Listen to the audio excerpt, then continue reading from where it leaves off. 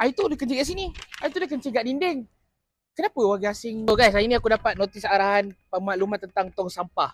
Tapi bukan benda ni aku nak cerita kat korang. Tapi aku nak cerita korang pasal pokok ni. By the way, sekarang kita kat ACDJC. Aku punya company buat sublimation baju. Siapa nak buat sublimation boleh roja aku. So, aku tak tahu ni tabiat warga asing ke macam mana. Guys, kau nampak pokok ni? Hari tu, aku nampak warga asing kencing kat sini. Kau tahu dia pancit selamba dia kencing kat sini. Lepas tu nampak aku parking kat sini, dia belah. Air tu dia kencing kat sini. Air tu dia kencing kat dinding. Kenapa warga asing? Aku tak faham kenapa diorang suka kencing merata. Korang ada experience tu tak? Pernah nampak tiba-tiba diorang kencing kat pokok lah, ni lah. Itu bau kencing. Aku tak cerita lagi diorang suka minum arak kat sini. Tangga tu. Dia minum arak kat tangga tu, OTP kan. Aku tak faham. Adakah itu memang tabiat diorang ataupun diorang tak dididik dengan bersistem? Sebab aku, to be honest, sebab klien aku ramai guys. Datang walk in, bau hancing. Kau faham tak? Kau datang walk in, bau hancing.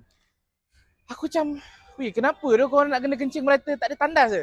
Kalau nak tandas ketuk je. Tapi kena beli baju kat aku lah, kena tempah baju baru beli tandas aku lah. Kau tengok ni ya, sini.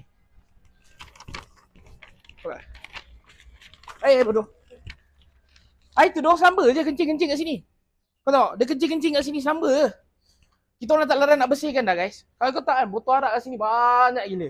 So korang komen, macam mana, apa yang patut aku buat untuk orang macam ni. Macam mana aku nak elakkan.